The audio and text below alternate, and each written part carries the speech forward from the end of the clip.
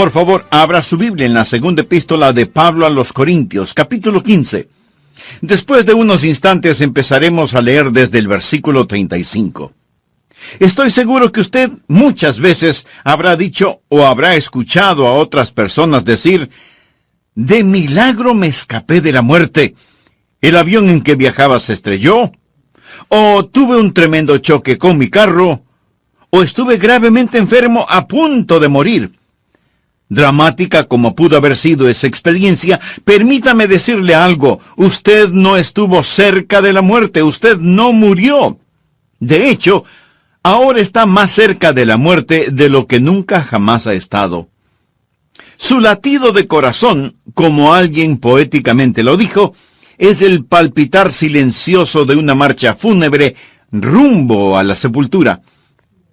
Lo único que existe entre usted y la sepultura es ese quieto latido en su pecho. Quizás diga: por favor, pastor, no sea tan fúnebre en la Pascua. No estoy siendo fúnebre. Solo quiero decirle que la muerte es un hecho, pero que cuando usted muere como creyente en Cristo, su cuerpo va a la sepultura, mas su espíritu asciende a Dios. La Biblia revela en 2 de Corintios capítulo 5 versículo 8, pero confiamos y más quisiéramos estar ausentes del cuerpo y presentes al Señor. Hace algunas décadas, y cuando tenía 80 años de edad, alguien le preguntó a John Quincy Adams, quien fue el 6º presidente de los Estados Unidos: ¿cómo está el señor John Quincy Adams? Y él respondió: John Quincy Adams está muy bien, gracias por preguntar. Pero la casa en donde vive está muy deteriorada y dentro de poco será inhabitable y tendré que mudarme. Pero John Quincy Adams está muy bien, gracias. Él llegó a comprender que su cuerpo es simplemente una casa en la que él vivía, y su cuerpo es una casa en la que usted vive. Y un día usted se mudará e irá al cielo si muere siendo un creyente. Estar ausentes del cuerpo es estar presentes con el Señor. Creo que les conté hace algún tiempo de una mujer llamada Crisálida. Cuando ella murió, en su lápida escribieron: esta no es Crisálida, es solo su envoltura. Crisálida dejó su envoltura y se fue con Dios. Bueno, eso es verdad. El cuerpo es el cascarón en que vivimos, y la Biblia llama a nuestro cuerpo la morada terrestre. Estar ausentes del cuerpo es estar presentes con el Señor, pero Dios no ha acabado con su cuerpo. Su cuerpo un día resucitará. Permítame ilustrarlo. Es casi como un hombre que posee un negocio y desea remodelarlo. Los trabajadores entran y él pone un letrero en la puerta que dice: cerrado por remodelación. Eso es lo que pasa con usted. Cuando usted muere, su cuerpo es cerrado para remodelación. Su cuerpo va a la sepultura y usted se muda de este. Luego Dios resucitará su cuerpo, renovado, restaurado y hecho a la imagen del cuerpo del Señor Jesucristo. Y así como el dueño vuelve a ocupar su negocio remodelado, usted regresará a su cuerpo resucitado y glorificado. Verá, cuando Dios le salvó, Él hizo algo maravilloso por usted, pero no ha terminado con usted.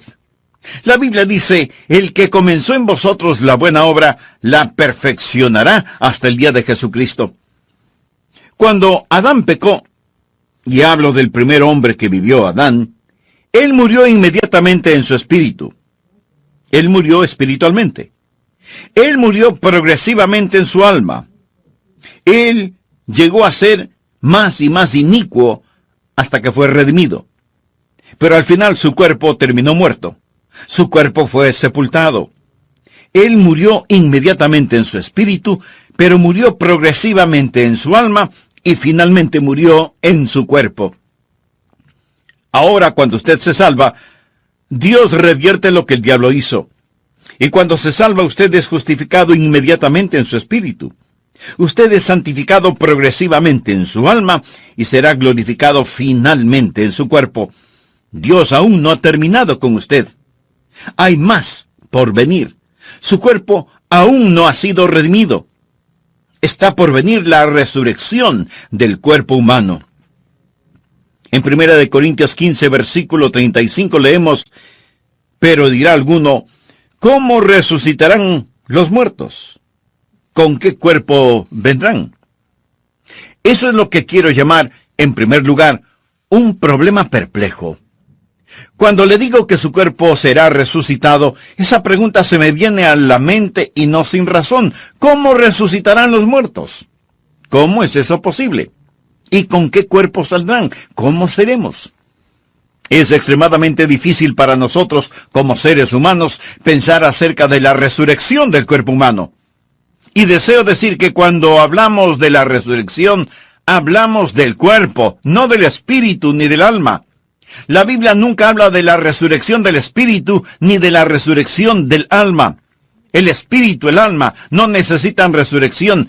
Es del cuerpo de lo que hablamos. Usted dirá, Pastor Rogers, francamente tiendo a ser un poco científico y tengo una mente filosófica y se me dificulta aceptar el hecho de que Dios literalmente resucitará cuerpos muertos. Bueno, no sé por qué eso es difícil para usted. Si Dios creó el mundo de la nada, de seguro que Él puede formar un cuerpo resucitado de algo. Es por eso que el apóstol Pablo le dijo al rey Agripa, en Hechos capítulo 26, versículo 8, ¿qué? ¿Se juzga entre vosotros cosa increíble que Dios resucite a los muertos? ¿Por qué considera increíble que Dios pueda resucitar a los muertos? Carlos Spurgeon, el predicador y teólogo de antaño, dijo lo siguiente: todo lo que Dios hizo es maravilloso, hasta que nos acostumbramos. Cuando nos acostumbramos a las maravillas de la creación, sencillamente decimos, bueno, eso es natural, y nos olvidamos del Creador. Pero no haga a Dios a un lado cuando hablamos de la resurrección de los muertos. Un problema perplejo. ¿Cómo resucitarán los muertos? ¿Con qué cuerpo vendrán? Por favor, miremos el versículo 36, donde Pablo responde a dichas preguntas. Necio, lo que tú siembras no se vivifica, si no muere antes. Y lo que siembras no es el cuerpo que ha de salir, sino el grano desnudo, ya sea de trigo o de otro grano. En segundo lugar, una ilustración comprensible. Pablo era un excelente maestro y existe un problema perplejo, así que él da una ilustración comprensible, clara. Algo que podemos ver, algo que todos hemos visto, y es una semilla que muere. La semilla es enterrada, se descompone, y con todo de esa semilla germina nueva vida. Dios dice que nuestro cuerpo resucitado es muy parecido a una semilla. Vemos la muerte como el segador funesto, pero la muerte no es un segador funesto, sino un sembrador. Cuando usted muere, usted está simplemente sembrando una semilla. Pone una semilla en la tierra. Alguien dirá, bueno, no veo cómo Dios resucitará un cuerpo. Sea realista. Aquí está un hombre que fue a Vietnam, y ahí se paró en una mina y perdió su pierna derecha. Obtiene una prótesis y regresa al país y se consigue trabajo en un aserradero en Nueva York. Ahí pierde 2 dedos y son incinerados. Luego, este hombre se salva y recibe el llamamiento a ser misionero. Él tiene una pierna en Vietnam, 2 dedos en Nueva York, y se va a África, donde muere, y lo entierran a la sombra de un árbol de manzanas. Las raíces del árbol lo absorben y lo transforman en manzanas. Las manzanas caen al suelo y un cerdo viene y se las come. Ahora dígame, ¿cómo lo va a resucitar Dios? Amigo, verá, Dios dice que muy similarmente a una semilla. Usted pone una semilla en la tierra. Todas las partículas de esa semilla se disuelven, mas existe un elemento de vida en esa semilla que no muere. Usted continuará diciendo, pastor, espere un minuto. Esa analogía no calza. Es decir, una semilla nunca muere realmente. Hay vida en la semilla, pero cuando usted muere, pues está muerto. Mi amigo, ahí es donde se equivoca. Existe una parte de mí que nunca muere. Hay una parte de mí que nunca muere. Jesús dijo que todo aquel que vive y cree en mí no ¿qué? No morirá eternamente. Existe ese principio de vida continua que nunca muere, y si Dios desea resucitar las partículas exactas de mi cuerpo, Él no tiene ninguna dificultad en hacerlo, de donde quiera que pueda estar disuelto mi cuerpo. Ahora, muy francamente, no creo que lo hará, porque usted está viendo a un hombre hecho de partículas de todo el mundo. Por ejemplo, yo estoy hecho de maíz de Iowa, de carne de Kansas, de manzanas de Oregón, de repollos de la Florida.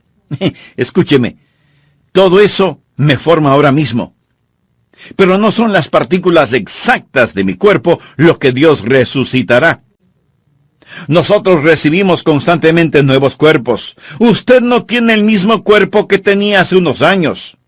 No hay en su cuerpo ni una sola partícula que estuvo en usted hace varios años atrás. Esas moléculas están siendo desechadas y nuevas las reemplazan constantemente. Le pregunto, ¿es usted la misma persona que fue de bebé? ¿Sí o no? Usted es la misma persona, pero no es la misma persona. ¿Es su cuerpo el mismo que poseía de bebé? ¿Sí o no? Leí en algún lado que una persona en el lapso de su vida consume... ¿Está listo? Consume 50 toneladas de comida.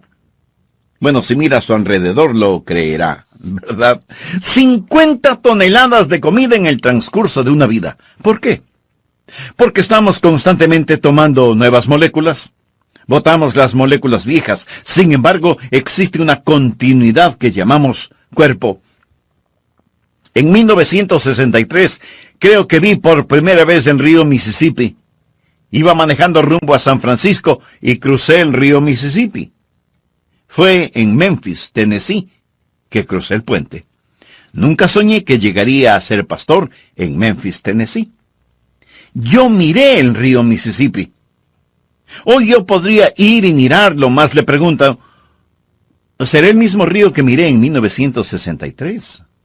Bueno, sí y no. Es el mismo río. Pero ni una gota de agua fluye en él del agua que fluía cuando lo vi por primera vez. Lo que trato de decir es que el cuerpo que Dios resucitará no será necesariamente con las mismas partículas que existen en este ahora. Permítame decirle un versículo clave para que lo entienda. Salmo 139, 16 habla de cómo Dios creó su cuerpo. Es un maravilloso versículo, Salmo 139, 16. De paso, es un excelente versículo que nos enseña que no debemos abortar a los bebecitos. Esto es lo que enseña. El salmista le habla a Dios y dice, mi embrión vieron tus ojos, y en tu libro estaban escritas todas aquellas cosas que fueron luego formadas, sin faltar una de ellas. Antes que mis manos, mis pies, mis ojos, mis oídos, mi rostro, antes que fuesen una realidad, Dios las tenía en su libro. ¿Sabía que Dios posee un libro acerca de mí? ¿Sabía que existe un esquema específico para mí? Y nadie más tiene ese plan particular, solo yo. Y todos mis miembros estaban escritos en el libro de Dios antes que fuesen formados. Lo mismo con usted. Los genes, los cromosomas, el patrón genético que me hace único está en el libro de Dios y ese soy yo. Cuando Dios me resucite, Él no me resucitará de las partículas precisas, sino que existe en el plan de Dios un individuo único, un cuerpo en torno a un esquema que Dios ha ordenado en la eternidad. Y cuando Dios esté listo para resucitarme, Dios pondrá en su computadora celestial la orden, quiero un Adrian Rogers. Y ¡zas! Saldrá un Adrian Rogers. Verá, Dios es un maravilloso y grandioso Dios. Y yo soy la misma persona que era de bebé. Sin embargo, ni una partícula que estaba en mí de bebé está en mí ahora. Con todo, estoy organizado según el plan de Dios. Amigo, amiga, no descarte a Dios cuando hablamos de la resurrección. Dios nos da una ilustración y nos dice que es como una semilla. La semilla es enterrada, muere, se descompone. No obstante, existe continuidad de vida que gira alrededor de un principio que establece que un individuo sale de la tierra. Aquí está el tercer punto que deseo que note. No solo un problema perplejo, no solo una ilustración comprensible, sino que también quiero que note una persona particular. Por favor, leamos el versículo 38. Pero Dios le da el cuerpo como Él quiso, y a cada semilla su propio cuerpo. No toda carne es la misma carne. Literalmente, todo protoplasma no es el mismo protoplasma, sino que una carne es la de los hombres, otra carne la de las bestias, otra la de los peces y otra la de las aves. Esa es una gran declaración científica. Eso fue escrito en la Biblia antes de la época de la microbiología, es decir, que las diversas formas de carne son diferentes. Toda explicación científica hoy le dirá que la carne humana es diferente a la carne de los animales y así sucesivamente. Luego Pablo continúa en el versículo 40 hablando de los cuerpos celestiales y los cuerpos terrenales, o del cielo y la tierra. Antes de la era de los grandes telescopios, él habla de astronomía. Versículo 40. Y hay cuerpos celestiales y hay cuerpos terrenales, pero una es la gloria de los celestiales y otra la de los terrenales. Una es la gloria del sol, otra la gloria de la luna y otra la gloria de las estrellas, pues una estrella es diferente de otra en gloria. ¿Qué es lo que está diciendo? Dios crea un cuerpo según le plazca. Seremos personas particulares, individuales cuando lleguemos al cielo. No nos veremos iguales. Eso quizás sea consolación para usted. Dios es el Dios de individualidad. Dios nunca confecciona copias. Dios solo hace originales. 2 hojas no son iguales. 2 huellas digitales no son iguales. Las huellas en la nieve no son iguales. Dios no crea 2 individuos idénticos. Nos reconoceremos cuando nos veamos en el cielo. No vamos a ser absorbidos por una masa homogénea, alguna metamorfosis de nada. Seremos personas e individuos. En el monte de la transfiguración estaban Jesús, Moisés y Elías. Moisés y Elías ya habían muerto, pero fueron traídos del otro mundo y los discípulos reconocieron a Moisés. Ellos reconocieron a Elías. Reconocieron a Moisés. Estaban ahí prefigurando el cuerpo humano resucitado. Alguien le preguntó a Carlos Spurgeon si nos reconoceríamos unos a otros en el cielo y él respondió, bueno, ahora nos reconocemos los unos a los otros. ¿Seremos más tontos cuando lleguemos al cielo de lo que somos ahora? No, la verdad del caso es que nos reconoceremos y mi cuerpo resucitado será diferente al suyo y su cuerpo resucitado será diferente al mío. Ahora el cuarto punto que deseo que note, no solo la persona particular, sino la perfección prometida. Noten el versículo 42. Así también es la resurrección de los muertos. Se siembra en corrupción, resucitará en incorrupción. Posiblemente usted diga, no quiero mi cuerpo otra vez. Estoy cansado de este. Francamente, no me gustan mis fotografías. Desearía que me dieran el cuerpo de otro y no el mío. O tal vez diga, no soy tan inteligente como debería serlo. Bueno, quizás sea más inteligente de lo que usted piensa. Su inteligencia tiene que ver con el equipo cerebral que posee y tan solo necesita un mejor cerebro con que pensar. No significa que no sea inteligente, solo significa que no posee las herramientas adecuadas con las cuales pensar. Mas cuando llegue al cielo, usted tendrá un mejor cerebro. Usted será mucho más inteligente de lo que piensa que es. Usted será transformado de corrupción a incorrupción. ¿Sabe qué significa la palabra corrupción? Significa aquello que muere. Me permite decirle que ahí donde esté escuchando, se está corrompiendo. Eso es lo que hacemos. Nos estamos descomponiendo, nos estamos deteriorando. El asunto no mejora, amigos, solo empeora. Solo diga, esto es lo mejor, de aquí en adelante es cuesta abajo, empeorará. Y empeorará mucho más si usted no tiene la seguridad de su salvación. Seguridad que solo proviene de una relación personal con Jesucristo, quien dio su vida como pago de la culpa de todos sus pecados. En el programa anterior mencioné que cuando Dios le salvó, hizo algo maravilloso por usted, pero no ha terminado con usted. La Biblia dice, el que comenzó en vosotros la buena obra, la perfeccionará hasta el día de Jesucristo. Cuando usted es salvo, Dios revierte lo que el diablo hizo. Y cuando se salva, usted es justificado inmediatamente en su espíritu, es santificado progresivamente en su alma y será glorificado finalmente en su cuerpo. Dios no ha terminado con usted, hay más por venir. Su cuerpo aún no ha sido redimido. Está por venir la resurrección del cuerpo humano. El asunto de la resurrección del cuerpo humano es, en primer lugar, un problema complejo y perplejo. Problema complejo desde el punto de vista de los hombres, no desde la perspectiva de Dios. Por eso Pablo le dijo al rey Agripa, ¿qué? ¿Se juzga entre vosotros cosa increíble que Dios resucite a los muertos? ¿Cómo resucitarán los muertos? ¿Con qué cuerpo vendrán? Pablo responde a dichas preguntas. Necio, lo que tú siembras no se vivifica, si no muere antes. Y lo que siembras no es el cuerpo que ha de salir, sino el grano desnudo, ya sea de trigo o de otro grano. Está en segundo lugar una ilustración comprensible. Creo que todos habremos visto y habremos sembrado alguna semilla, ¿verdad? La semilla es enterrada, se descompone, y sin embargo, de esa semilla germina una nueva vida. Dios dice que nuestro cuerpo resucitado es muy parecido a una semilla. En tercer lugar, hay una persona particular.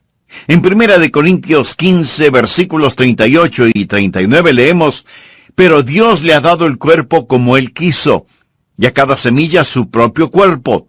No toda carne es la misma carne, sino que una carne es la de los hombres, otra carne la de las bestias, otra la de los peces y otra la de las aves». Es decir, que las diversas formas de carne son diferentes. Toda explicación científica de valor sostiene que la carne humana es diferente a la carne de las bestias, los peces y las aves. En cuarto lugar, hay una perfección prometida. 1 Corintios 15, 42. Así también es la resurrección de los muertos. Se siembra en corrupción, resucitará en incorrupción. En lo referente a su cuerpo físico, a lo mejor usted lo puede mejorar tomando vitaminas y cuidándose, pero por lo general nuestros cuerpos se corrompen, envejecen, se deterioran. Pero cuando lleguemos al cielo, su nuevo cuerpo será incorruptible. Será transformado de corrupción a incorrupción. Será transformado de deshonor a gloria.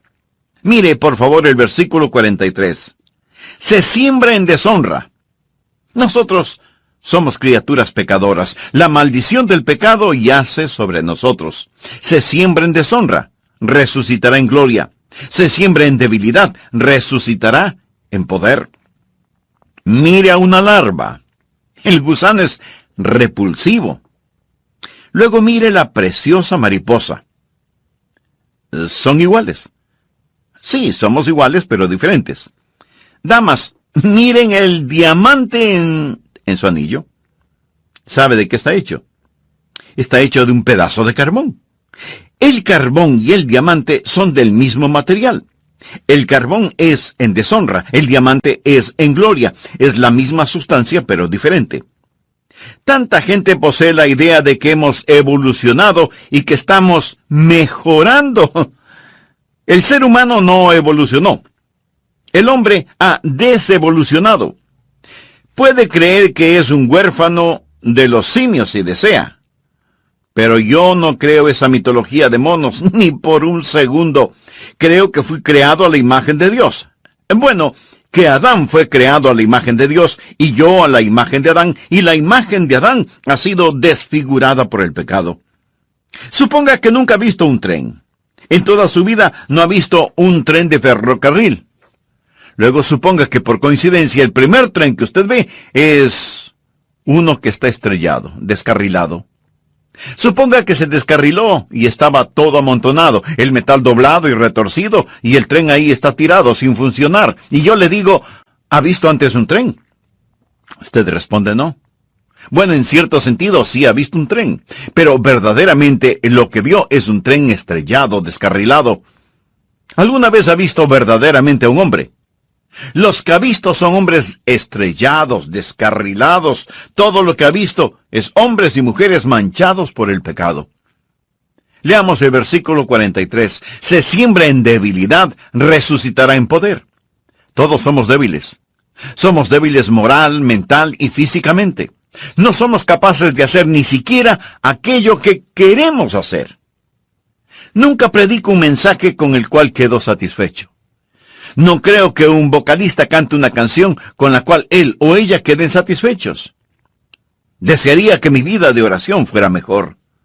Desearía más capacidad para pensar, aprender, recordar, articular. ¿Sabe? Todos lo deseamos. Sentimos que somos débiles. Incluso en nuestros puntos fuertes nos sentimos tan inadecuados. Se siembra en debilidad, resucitará en poder. Un día usted servirá a Dios con el poder con que quiere servirle.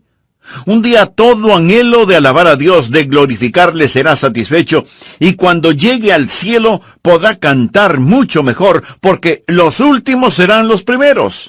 Será maravilloso. Será tan maravilloso que cuando lleguemos al cielo vamos a glorificar a nuestro Señor, de corrupción a incorrupción, de deshonra a gloria, de debilidad a poder. Notemos el versículo 44. Se siembra cuerpo animal, resucitará cuerpo espiritual. Hay un cuerpo animal y hay un cuerpo espiritual. Ahora, cuando dice un cuerpo espiritual, no está diciendo que seremos fantasmas. Tendremos un cuerpo. Nuevamente no dice un cuerpo espíritu, sino un cuerpo espiritual. Usted dirá, espere un minuto. Pastor, ¿cuál es el punto? Bueno, existen personas que tratan de desechar la idea de la resurrección corporal al decir, es tan solo un cuerpo espiritual. No dice que es un cuerpo espíritu. La palabra cuerpo espíritu es una contradicción de términos. Cuerpo espíritu es como decir un vacío lleno, o un cuadrado redondo, o un silencio ruidoso. Es un cuerpo espiritual. La palabra animal es sucasis, o alma corporal. Somos motivados por principios del alma, pero en nuestro nuevo cuerpo, nuestro cuerpo espiritual, viviremos según las leyes espirituales. ¡Cuán maravilloso será! En quinto lugar, hay un patrón perfecto. ¿Cuál es el patrón o modelo de su nuevo cuerpo? Bien, Dios nos ha dado ya un patrón. Observe los versículos del 45 al 50, por favor. Así también está escrito. Fue hecho el primer hombre Adán, alma viviente. El postrer Adán, espíritu vivificante, mas lo espiritual no es primero, sino lo animal. Luego lo espiritual. ¿Qué significa eso? Adán vino antes que Jesús en la historia humana. Luego vino lo espiritual. Jesús vino después de Adán en la historia humana. Versículo 47. El primer hombre es de la tierra, terrenal. El segundo hombre, que es el Señor, es del cielo. Es decir, Jesús. Verdaderamente existen solo dos personas que han vivido, Adán y Jesús, y usted está o en Adán o en Cristo. Primera de Corintios 15:22. Porque así como en Adán todos mueren, también en Cristo todos serán vivificados. Ahora continuemos con el versículo 48. Cual el terrenal, tales también los terrenales. Y cual el celestial, tales también los celestiales. En otras palabras, si usted está solo en Adán, usted es como Adán. Morirá como Adán. Y todo lo que le pertenece a Adán le pertenece a usted. Pero si usted es como Jesús, todo lo que le pertenece a Jesús le pertenece a usted. Versículo 49. Y así como hemos traído la imagen del terrenal, traeremos también la imagen del celestial. hemos traído la imagen del terrenal. Significa que ahora estamos según la imagen de Adán. Aún no estamos según la imagen de Jesús, pero traeremos también la imagen del celestial. ¿Cómo será mi cuerpo resucitado? Hoy poseo la imagen de Adán. Adán engendró a un hijo a su imagen. Escucha a la gente decir, oh, todos somos a la imagen de Dios. Bueno, mire a su alrededor. Piensa que Dios está en esta condición. Lo que trato de decir, mi amigo, es que estamos en la imagen de Adán, manchada, deshonrada, un cuerpo animal, pero un día vamos a estar a la imagen de nuestro Señor y Salvador Jesucristo. ¿Cómo seremos? La mejor evidencia es esta. Seremos como el Señor Jesús. Filipenses 3:21 habla del Señor y dice, el cual transformará el cuerpo de la humillación nuestra para que sea semejante al cuerpo de la gloria suya, por el poder con el cual puede también sujetar a sí mismo todas las cosas. Él llama a nuestros cuerpos el cuerpo de humillación. Ahora es un cuerpo de humillación, mas un día será un cuerpo de gloria. En 1 de Juan 3:2 leemos, amados, ahora somos hijos de Dios, y aún no se ha manifestado lo que hemos de ser, pero sabemos que cuando Él se manifieste, seremos semejantes a Él, porque le veremos tal como Él es. Existen algunas cosas en las cuales usted no puede ser dogmático y otras en las cuales rotundamente debe ser dogmático. Usted no puede ser dogmático acerca de cómo será en la resurrección, pero sí debe serlo al afirmar que seremos como el Señor Jesucristo. Permítame decir esto del Señor Jesucristo. Jesús literalmente salió de la tumba. Jesús posee un cuerpo resucitado. En Juan capítulo 20, el Señor Jesús se aparece a sus discípulos. Estaban otra vez sus discípulos adentro y con ellos Tomás. Llegó Jesús estando las puertas cerradas y se puso en medio y les dijo, paz a vosotros. Luego dijo a Tomás, pon aquí tu dedo y mira mis manos, y acerca tu mano y métela en mi costado, y no seas incrédulo, sino creyente. El Señor Jesús posee un cuerpo resucitado que se puede palpar.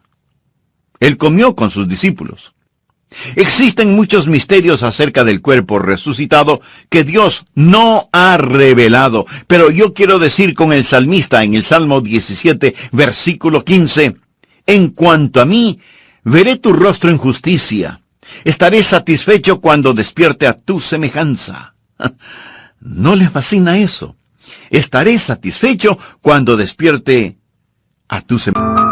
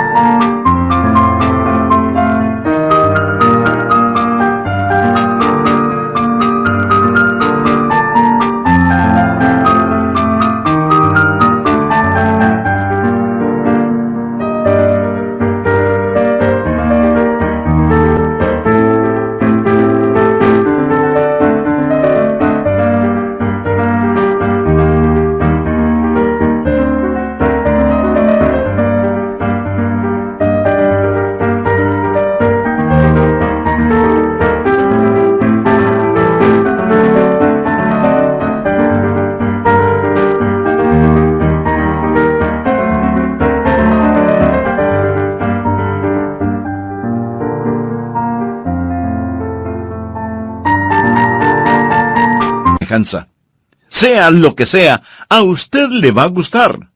Sea lo que sea su cuerpo resucitado, usted estará satisfecho y reconocerá, Señor, todo lo hiciste perfectamente. Ese es el patrón perfecto. Usted será como el Señor Jesús. En sexto lugar, hay un período predestinado. ¿Cuándo vamos a recibir nuestros cuerpos resucitados? Note en 1 Corintios 15:51. He aquí os digo un misterio. No todos dormiremos. Significa que no todos moriremos. Pero todos seremos transformados en un momento, en un abrir y cerrar de ojos.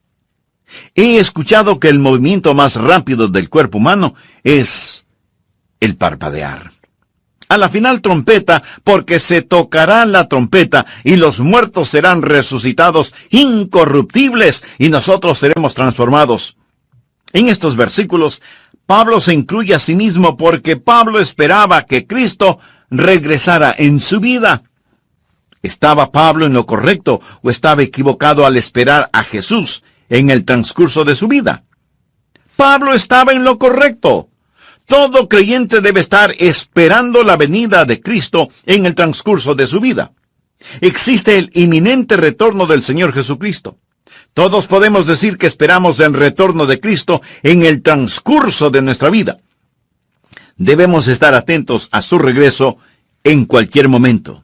En un momento, en un abrir y cerrar de ojos a la final trompeta, porque se tocará la trompeta, y los muertos serán resucitados incorruptibles, y nosotros seremos transformados. Porque es necesario que esto corruptible se vista de incorrupción, y esto mortal se vista de inmortalidad. Y cuando esto corruptible se haya vestido de incorrupción, y esto mortal, o sea, lo que muere, se haya vestido de inmortalidad, o sea, lo que no muere, entonces se cumplirá la palabra que está escrita. Sorbida es la muerte en victoria. ¿Dónde está, oh muerte, tu aguijón? ¿Dónde, oh sepulcro, tu victoria? Ya que el aguijón de la muerte es el pecado, y el poder del pecado la ley.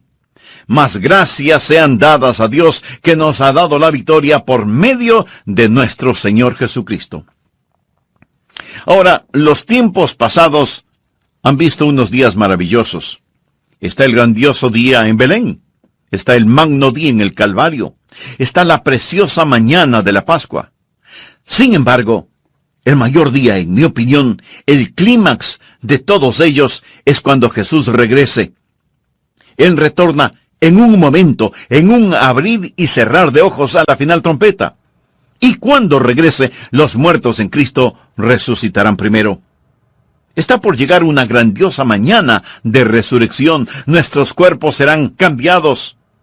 Si está en la sepultura, su cuerpo saldrá de allí. Si está vivo, su cuerpo será transformado. Hace algunos años leí en algún lado acerca de unos hombres en el campo de batalla. Ellos estaban peleando, y muchos fueron acribillados en el campo de batalla. Los demás estaban agotados, y al ponerse el sol, estos hombres que habían ganado la victoria, se envolvieron en sus cobijas, acostándose en el suelo a dormir. Esa noche nevó, y la nieve lo cubrió todo. Los hombres vivos y los hombres muertos estaban cubiertos de nieve. Al amanecer, cuando la trompeta sonó, se levantaron de la nieve, y los que estaban muertos quedaron bajo la nieve.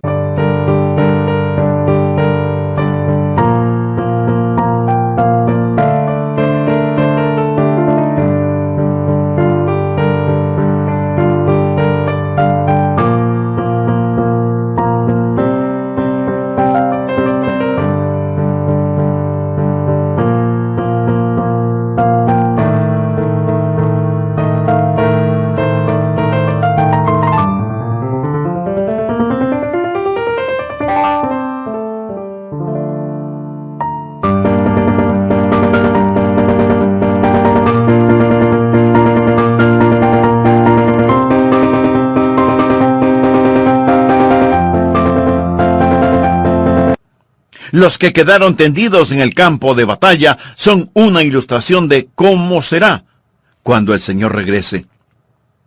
Está por venir la primera resurrección. La trompeta sonará Y los muertos en Cristo resucitarán primero para recibir al Señor en el aire, y nosotros seremos transformados a la imagen de nuestro Señor, resucitados para saludar cara a cara a Jesús. La Biblia enseña que será como un canto de alabanza. Por favor, mire el versículo 55. Este es el canto de alabanza por dos razones. ¿Dónde está, oh muerte, tu aguijón? ¿Dónde, oh sepulcro, tu victoria? Si Jesús regresara hoy, existen dos categorías de individuos. Primeramente, aquellos que dirán, ¿dónde está, oh muerte, tu aguijón? Aquellos de nosotros que si Jesús viniera ahora mismo, nunca sentiríamos el aguijón de la muerte. Al ser arrebatados en el aire, podremos burlarnos de la muerte diciéndole, ¡ja, ja! No me aguijoneaste. Pero otros están en el sepulcro. Ellos pueden salir de la tumba y decir, ¡ja, ja! No me pudiste retener, no pudiste detenerme. ¿Dónde está, oh muerte, tu aguijón? ¿Dónde, oh sepulcro, tu victoria? Esto nos trae al punto final, el séptimo, que es la alabanza apropiada. Después de decir todo esto, Pablo lo resume en el versículo 57. Mas gracias sean dadas a Dios, que nos ha dado la victoria por medio de nuestro Señor Jesucristo. Así que, hermanos míos, amados, estad firmes y constantes, creciendo en la obra del Señor siempre, sabiendo que vuestro trabajo en el Señor no es en vano. ¿Por qué nos dio el apóstol Pablo este increíble capítulo? ¿Por qué? Él no está tratando de hacernos mejores teólogos. Él no está tratando de llenar nuestra cabeza con información. Él no está tratando de satisfacer nuestra curiosidad para que sepamos acerca del cuerpo resucitado. De eso no se trata. Entonces, no es para hacernos mejores teólogos, sino para hacernos mejores creyentes. Así que, hermanos míos amados, estad firmes y constantes, creciendo en la obra del Señor siempre, sabiendo que vuestro trabajo en el Señor no es en vano. Paga todos los días, paga cada paso del camino. Aunque la senda hacia la gloria en algunas ocasiones parezca nublada, paga servir a Jesús todos los días. Una madre joven falleció. El esposo no sabía si llevar o no a su niño a la funeraria. Él no sabía si dejar que el niño viera a su mamá en el estado de muerte o no. Él pensó, quizás él necesita recordar a su mamá como era. O tal vez necesita saber que su mamá realmente murió, para ayudarle a comprenderlo en su mente. Esa es una difícil decisión cuando se trata de un pequeño. Él decidió que lo mejor era llevarlo a la funeraria. Él llevó al niño a la funeraria, lo alzó y él observó el rostro de su mamá, quien lo había cargado, arrullado, besado, enjugado sus lágrimas y le había cantado. Y el niño dijo, «Mami, despiértate. Mami, despiértate. Despierta, mamá». Y ese padre le explicó a su hijito, «Hijo, no la podrás despertar, pero cuando Jesús venga, Él la despertará. Él lo hará». Todos los muertos, todos los que están en el sepulcro, escucharán la voz del Hijo de Dios. ¿No es eso maravilloso? No tenemos solo que esperar terminar en un hoyo en el suelo. Verá, porque Él vive, nosotros también viviremos. Cristo resucitó. Cristo verdaderamente ha resucitado, y porque Él vive, nosotros también viviremos. Padre, selle este mensaje en nuestros corazones, en el maravilloso nombre de Jesús. Amén. Aunque no conozca muy bien su Biblia, estoy seguro que sí sabe que el capítulo 11 de Hebreos se lo identifica como el Salón de la Fama de hombres y mujeres de Dios. Y la única manera de llegar a estar en ese Salón de la Fama es creyendo en el Señor Jesucristo. Porque al final de cuentas, cuando estemos frente a Dios, cuando Él nos recompense, ¿en base a qué lo hará?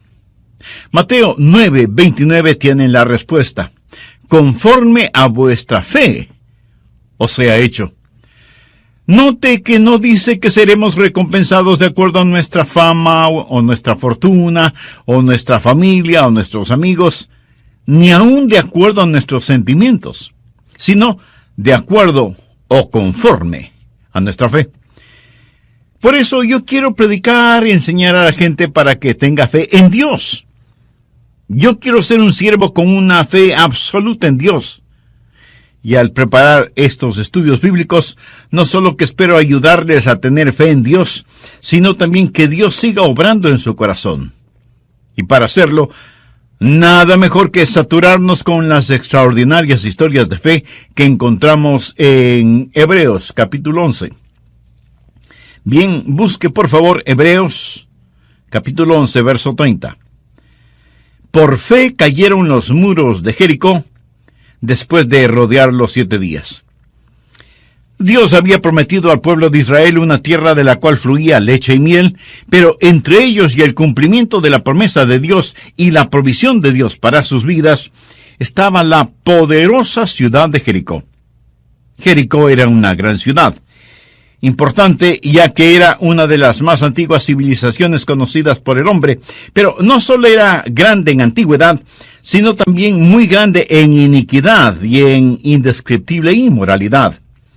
Jericó era una ciudad fuertemente amurallada por los 4 costados, parecía ser inexpugnable, inconquistable. Su sola apariencia física parecía decir a Josué y al pueblo de Israel: manténganse alejados, nada podrán contra nosotros.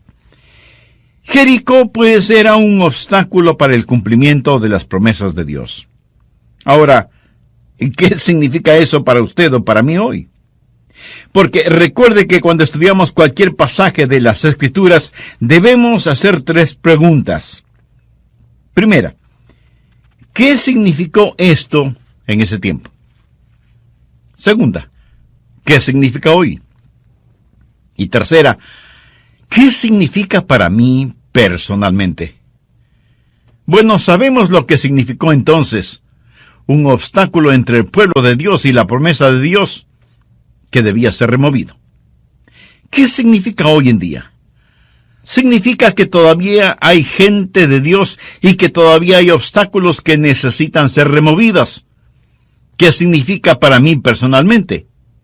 Que por medio del Señor Jesucristo y mi fe en Él, puedo salir victorioso frente a los obstáculos.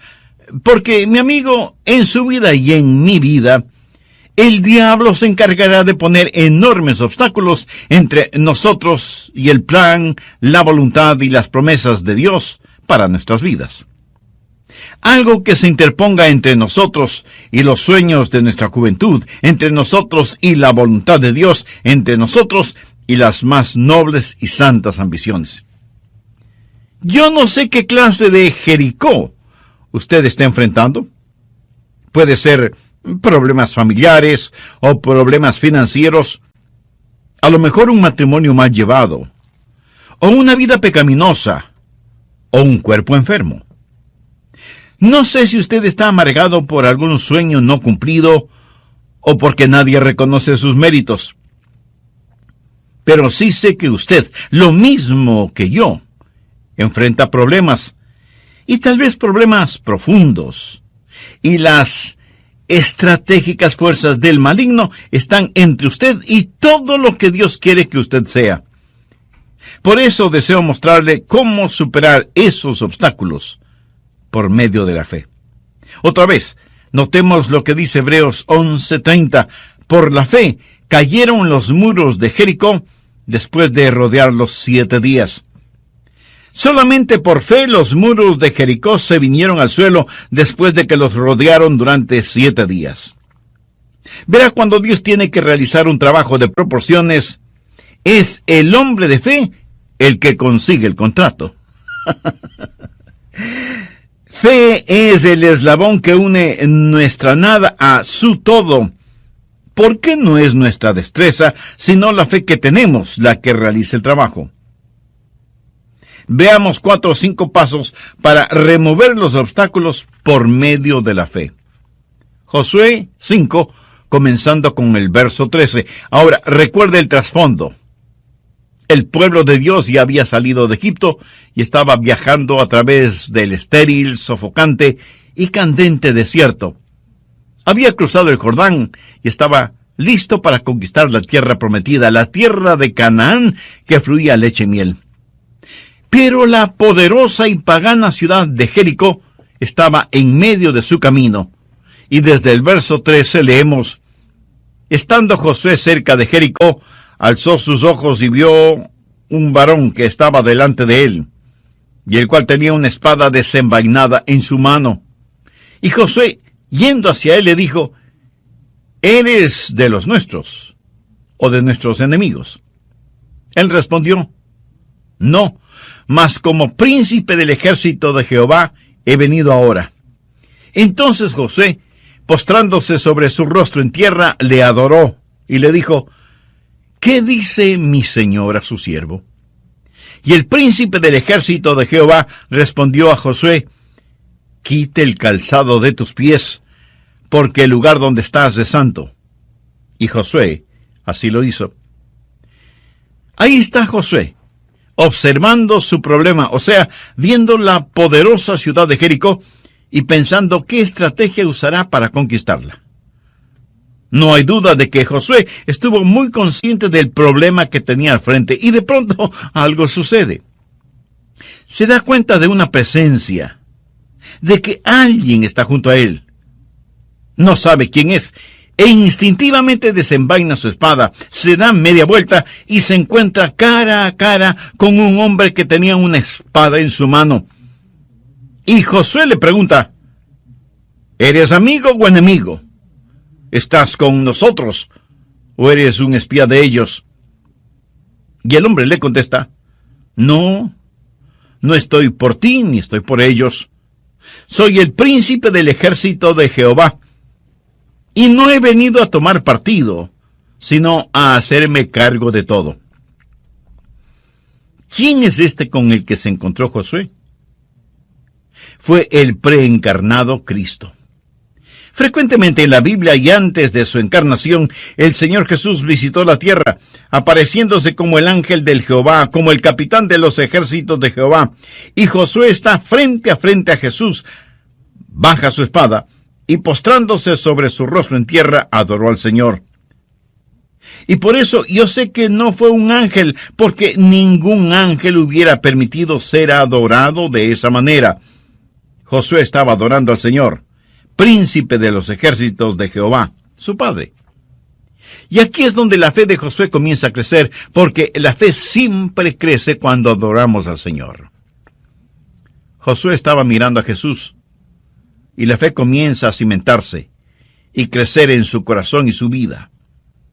Debemos estar conscientes de Dios en vez de estar tan conscientes de nuestros problemas. Muchas personas miran sus problemas, miran su Jericó, en vez de mirar a Jesús. Debemos aprender a tener nuestros ojos en Cristo. Ese es el camino de la fe. Aprender a dar una rápida mirada a los problemas, pero a mirar intensamente al Señor. No vaya por ahí lleno de negativismo, con un complejo de problemas.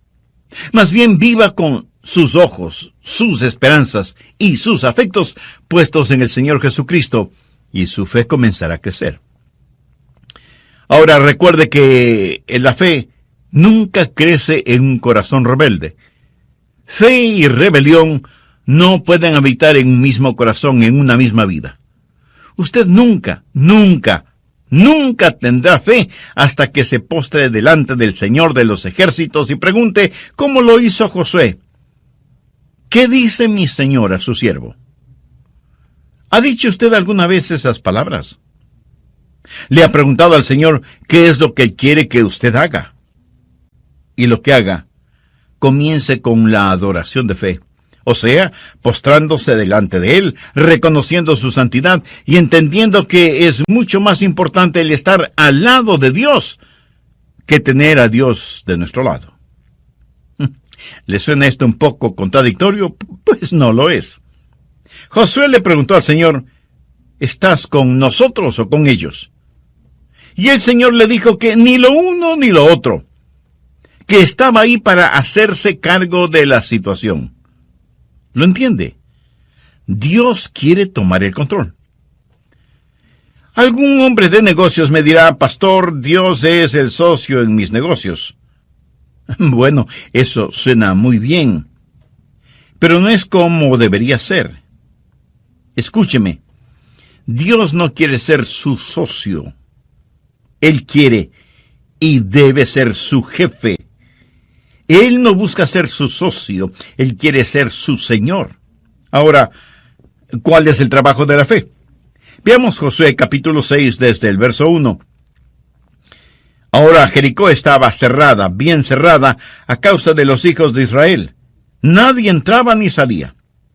Mas Jehová dijo a Josué: mira, yo he entregado en tus manos a Jericó y a su rey con sus varones de guerra. Rodearéis pues la ciudad todos los hombres de guerra, yendo alrededor de la ciudad una vez. Y esto haréis durante 7 días. Y 7 sacerdotes llevarán 7 bocinas de cuernos de carnero delante del arca, y al 7º día daréis 7 vueltas a la ciudad, y los sacerdotes tocarán las bocinas. Y cuando toquen prolongadamente el cuerno del carnero, así que oigáis el sonido de la bocina, todo el pueblo gritará a gran voz, y el muro de la ciudad caerá. Entonces subirá el pueblo, cada uno derecho hacia adelante. Este era el plan de Dios para darles la victoria, y por supuesto que fue un gran, pero extraño plan. Recuerde que Josué es un general, un estratega militar, y seguramente pensó: ¿pero qué clase de plan es este?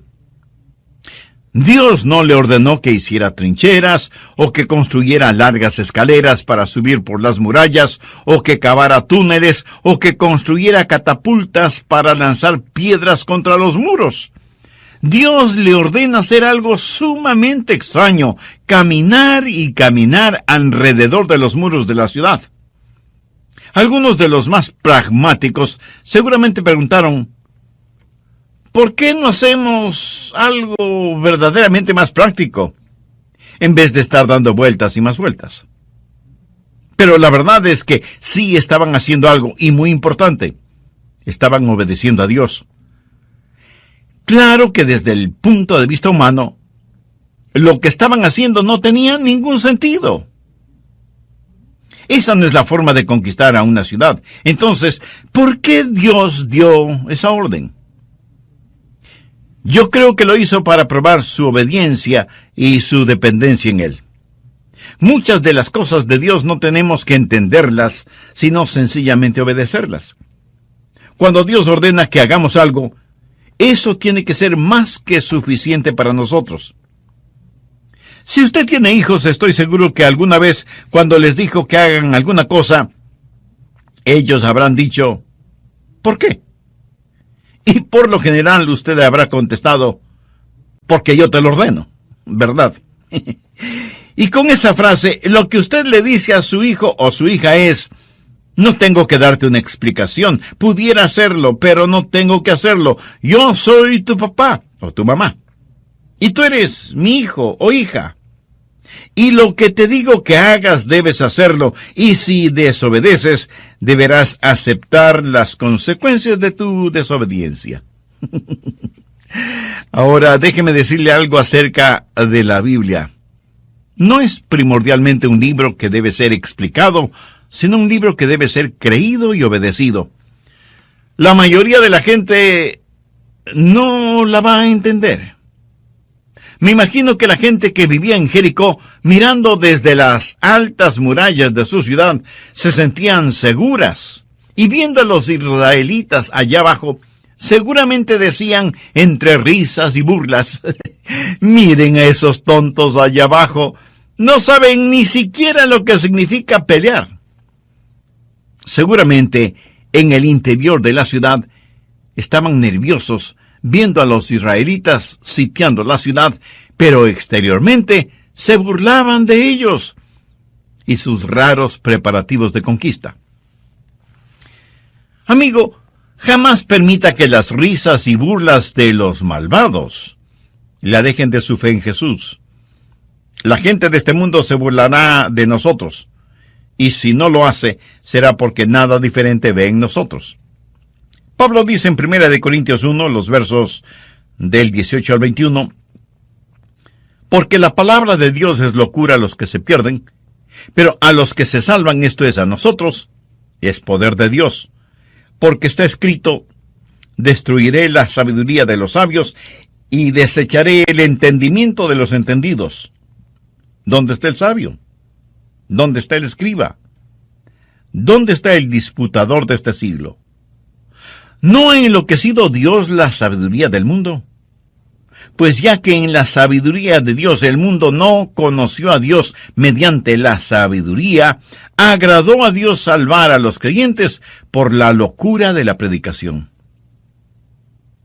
No me cabe la menor duda que algunas personas que están escuchando este programa estarán pensando, ese pastor Rogers es un tonto, y lo que está enseñando son tonterías.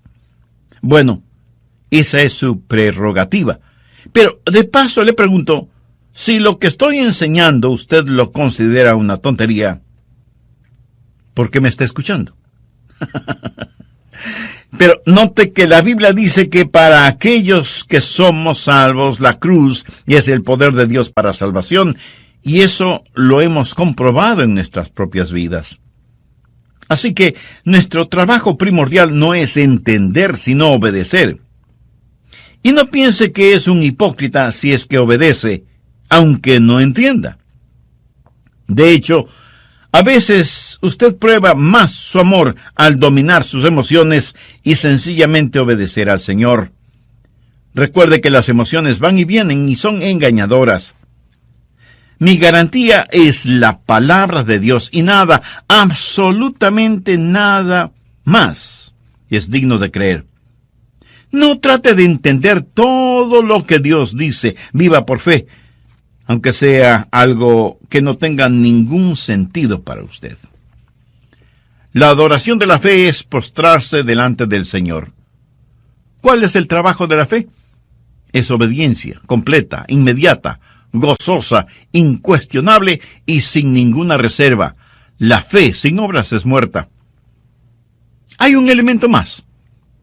El esperar en fe, esperar en el Señor. Veamos Josué 6, desde el verso 14. Así dieron otra vuelta a la ciudad el segundo día y volvieron al campamento, y de esta manera hicieron durante 6 días. Al séptimo día se levantaron al despuntar el alba, y dieron vuelta a la ciudad de la misma manera 7 veces. Solamente ese día dieron vuelta alrededor de ella 7 veces. Bien, me detendré en este punto y terminaré este mensaje en el próximo programa. Antes de finalizar, quisiera invitarle a usted, amiga o amigo, que aún no conoce a Cristo como su Salvador personal, para que haga esa decisión ahora mismo. Con fe y sinceridad, ore y diga, Señor Jesús, necesito que perdones mis pecados, me limpies y me salves. Tú ya hiciste tu parte al morir por mí en la cruz del Calvario, y yo ahora te recibo en mi corazón como mi Salvador y mi Señor. Aumenta mi fe. Ayúdame a estar firme en tu palabra. Ayúdame a obedecerte siempre. Lo pido en tu santo nombre. Amén.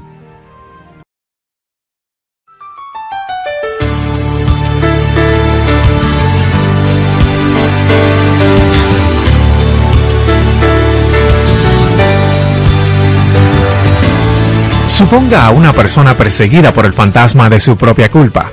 Una persona que a lo mejor ha cometido un pecado horrible, detestable, y este pecado está grabado como con fuego en su conciencia, reverbera en su mente y golpea su alma. Noche y día tiene este pecado acusándole. Y un día lee la palabra de Dios y descubre que la sangre de Jesucristo, el Hijo de Dios, limpia de todo pecado. En 1 de Juan 1:9 leemos, si confesamos nuestros pecados, Él es fiel y justo para perdonar nuestros pecados y limpiarnos de toda maldad. Y esta persona escucha lo que Dios dice y entonces declara, por fe en la sangre derramada por el Señor Jesucristo y fe en las promesas de Dios, confieso que soy perdonado, limpio y libre y que mi carga ha sido levantada. Por medio de la fe hay victoria, por medio de la fe hay gozo. Pero por medio de la incredulidad no hay nada sino juicio y condenación. En este programa de El Amor que Vale, el Dr. Adrián Rogers, en la voz del pastor Lenín de Llanón, nos entrega hoy la segunda parte de su mensaje, Venza los obstáculos por fe. Estamos estudiando la conquista de Jericó y la caída de los muros de esa poderosa ciudad. Mientras el pueblo de Israel, en obediencia a Dios, marchaba alrededor de la ciudad, me imagino que no habrá faltado quien diga: ya estoy cansado de esto. Lo hemos hecho por 6 días y nada ha sucedido. Y en este 7º día hemos caminado alrededor de la ciudad 7 veces y no pasa nada. Estoy cansado y no lo haré más. Si todo el pueblo de Israel hubiera reaccionado de esa manera, a lo mejor la ciudad de Jericó aún existiera. O Dios lo hubiera juzgado de alguna otra forma. ¿No le parece? Pero Dios quería enseñarles una gran lección. Quería enseñarles paciencia, el saber esperar en Dios. Escuche, cuando usted espera en el Señor, eso no es una pérdida de tiempo. Veamos lo que dice Isaías 28:16. Por tanto, Jehová el Señor dice así: He aquí que yo he puesto en Sión por fundamento una piedra probada, angular, preciosa, de cimiento estable. El que creyere, no se apresure. Cuando usted cree en el Señor Jesucristo, la roca sólida, cuando usted deposita su fe en Él, le puedo decir que puede darse el lujo de esperar, pero esperar en el Señor.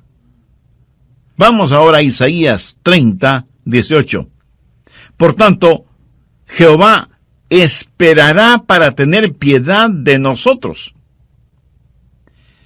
¿Por qué Dios no contesta sus oraciones inmediatamente? La Biblia dice que es porque Dios le ama. Por tanto, Jehová esperará para tener piedad de nosotros. Note cómo concluye ese versículo. Bienaventurados todos los que confían en Él. ¿Quiere usted ser bendecido? Espere en el Señor. Dios está esperando que usted espere en Él.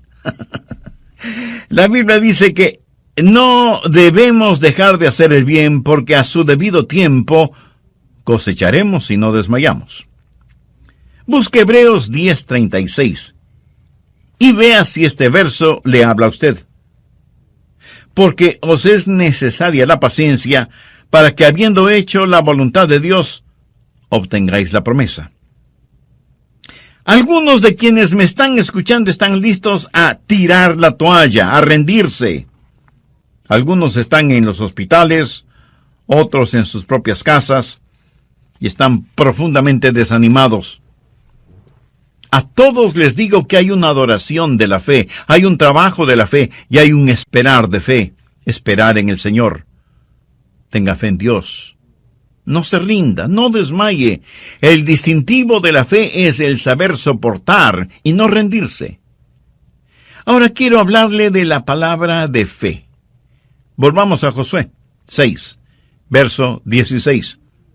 Y cuando los sacerdotes tocaron la bocina la 7ª vez, Josué dijo al pueblo: gritad, porque Jehová os ha entregado la ciudad. Note que la ciudad no había caído todavía, y sin embargo, Josué dijo: Jehová os ha entregado la ciudad. No dijo: Jehová os entregará la ciudad. Dijo: os ha entregado la ciudad. ¿Cómo pudo Josué decir que algo había sido hecho cuando aún no estaba hecho? Porque ya estaba hecho en la mente y el corazón de Dios, aunque todavía no había sucedido. Estaba hecho por fe y potencialidad. Por eso Josué dijo: Jehová os ha entregado la ciudad.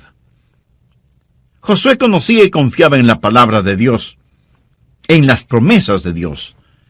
Mire lo que dice Josué 6:2. Mas Jehová dijo a Josué: mira, yo he entregado en tu mano a Jericó.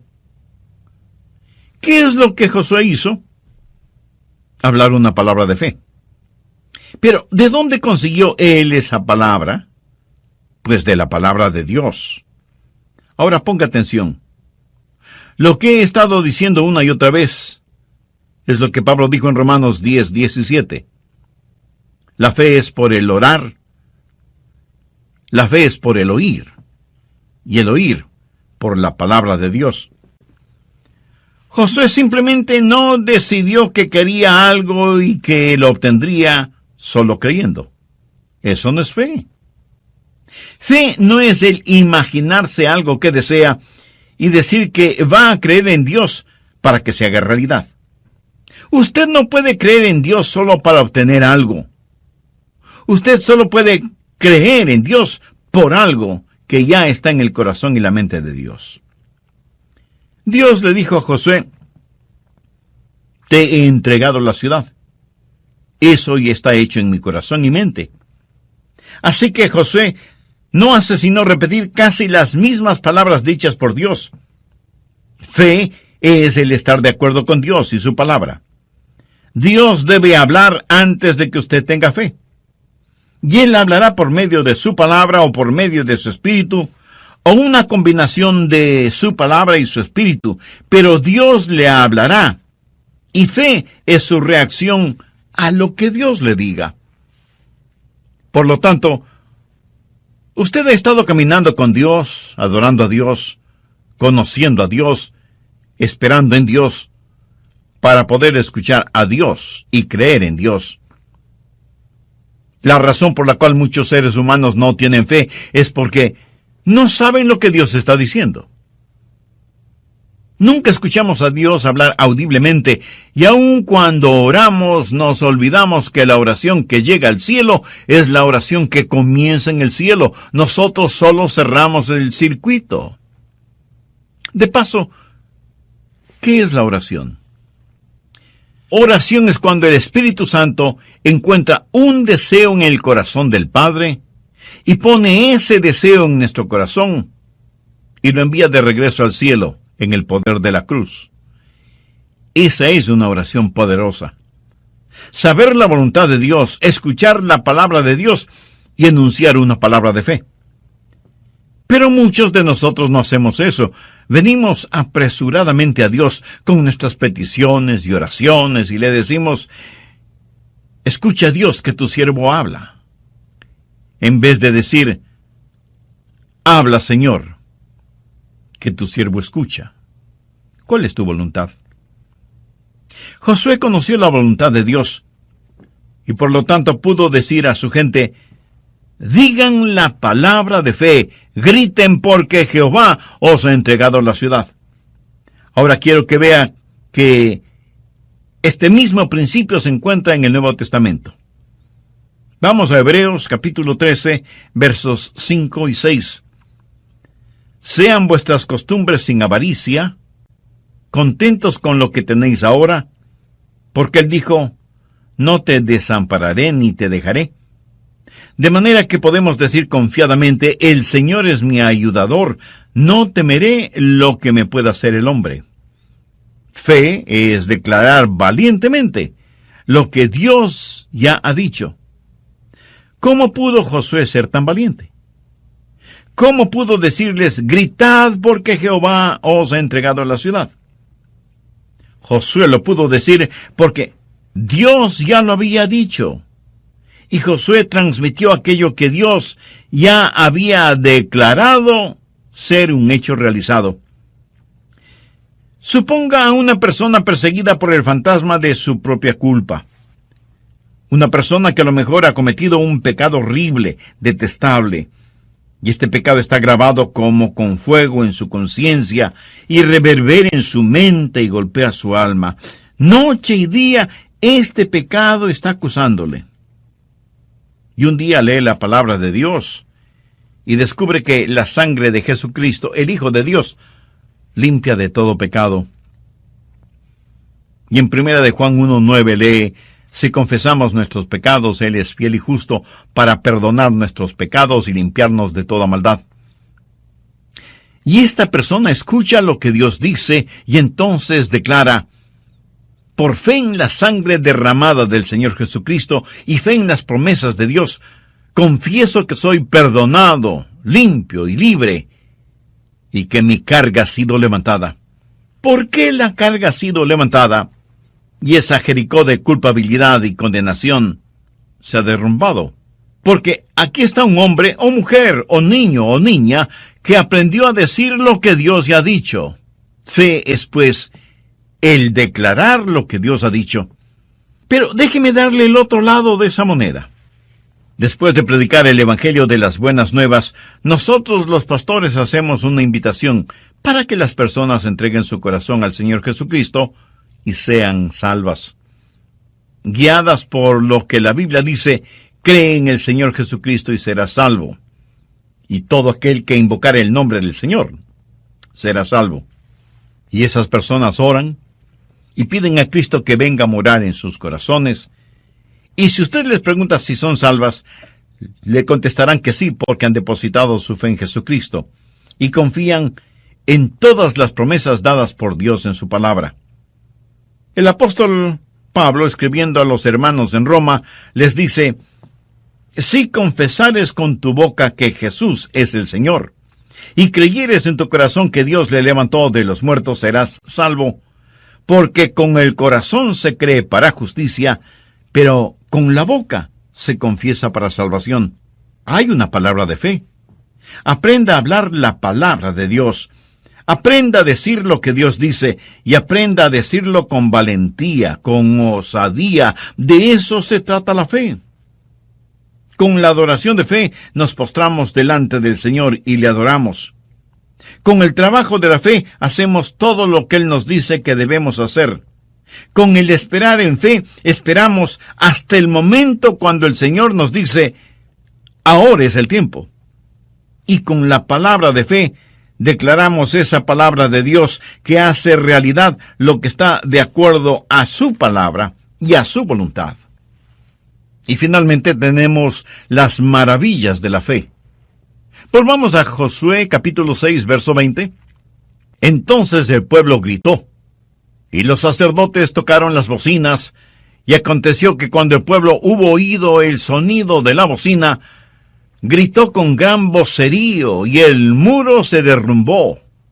El pueblo subió luego a la ciudad, cada uno derecho hacia adelante, y la tomaron. Dios obra maravillas increíbles cuando sus hijos creen en Él. Y por eso fue escrito Hebreos 11, para decirnos lo que he tratado de decirle en este mensaje, que el grande y todopoderoso Dios todavía está en el negocio de los milagros, y que Él quiere hacer maravillas para usted, y que la victoria puede ser suya, y que los muros de la oposición pueden derrumbarse, y que sus enemigos espirituales pueden ser aniquilados. Usted puede saber lo que es la victoria, no al tratar de obtenerla, sino al confiar que la obtendrá, confiar en el Señor y obedecer al Señor. Pero en este extraordinario relato de fe, obediencia y victoria, hay una nota triste, porque Dios, al dar la victoria a su pueblo, al mismo tiempo estaba juzgando a otro pueblo. Y aquí tenemos no solo la victoria para Israel, sino también el juzgamiento de Jericó, de los cananitas. Y ellos eran realmente malvados, indescriptiblemente inmorales, adoradores de dioses diabólicos, para los cuales sacrificaban a sus tiernos bebecitos. Pienso que eran tan impíos como muchas naciones modernas. A un mismo tiempo, Dios dio victoria y ejecutó juzgamiento. Pero quiero que entienda bien lo siguiente.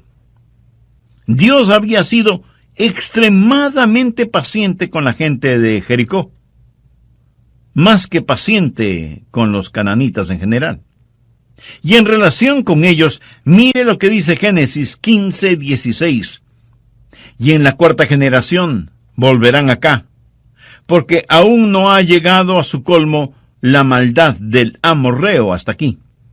Esto quiere decir que ellos eran pecadores, pero la copa de su pecado todavía no se llenaba. Y Dios esperaba pacientemente a que se volvieran de sus perversos caminos, pero ellos se volvían cada día más malvados e impíos. Hasta que finalmente Dios dijo en Levítico 18:25, y la tierra fue contaminada, y yo visité su maldad sobre ella. Note que la iniquidad de los amoritas no es absolutamente total, pero finalmente Dios llega al punto de ver que la tierra está contaminada. Algunos piensan que Dios actuó caprichosamente o descuidadamente cuando juzgó a Jericó y sus habitantes fueron diezmados, y la ciudad y sus murallas fueron destruidas. Dios esperó mucho tiempo antes de juzgarles, pero ellos se hundieron más y más en sus iniquidades hasta que finalmente la represa de la misericordia de Dios se rompió y las furiosas aguas de la ira de Dios arrasó con todos ellos. Por medio de la fe hay la victoria. Por medio de la incredulidad no hay nada sino juicio y condenación. Por eso, mi amiga y mi amigo, yo quiero que usted tenga fe. No hay manera de que usted pueda vivir victoriosamente en estos peligrosos días sin tener fe. Cualquier cosa que no esté atornillada o clavada podrá ser removida fácilmente. Y es mejor que empiece ahora mismo a enseñar a sus hijos a confiar en Dios. Si ellos en forma cotidiana ven que usted confía en Dios y que su fe no es solo dominguera o de iglesia, le aseguro por experiencia propia que ellos confiarán y tendrán fe en Dios en forma casi natural. Yo creo que nuestra copa de pecado está llena hasta el borde en nuestras ciudades y naciones. Mire cómo está la situación en todo el mundo. No podemos dejar de ver el incontenible torrente de pecados que nos abruman. No podemos dejar de ver lo que Dios está escribiendo en grandes letras en nuestra generación. Necios seríamos si dejamos de ver todo esto que está llegando a un clímax. Escúcheme. Pronto otra trompeta sonará. Pronto otro grito se oirá. Y los reinos de este mundo vendrán a ser los reinos del Señor Jesucristo, y aquellos que conozcan al Señor serán los victoriosos y salvos, y aquellos que no conozcan al Señor serán los perdidos y condenados. La trompeta puede sonar en cualquier momento. Usted no sabe cuándo será, ni yo lo sé. En la epístola de Pablo a los tesalonicenses leemos: porque el Señor mismo con voz de mando, con voz de arcángel y con trompeta de Dios descenderá del cielo.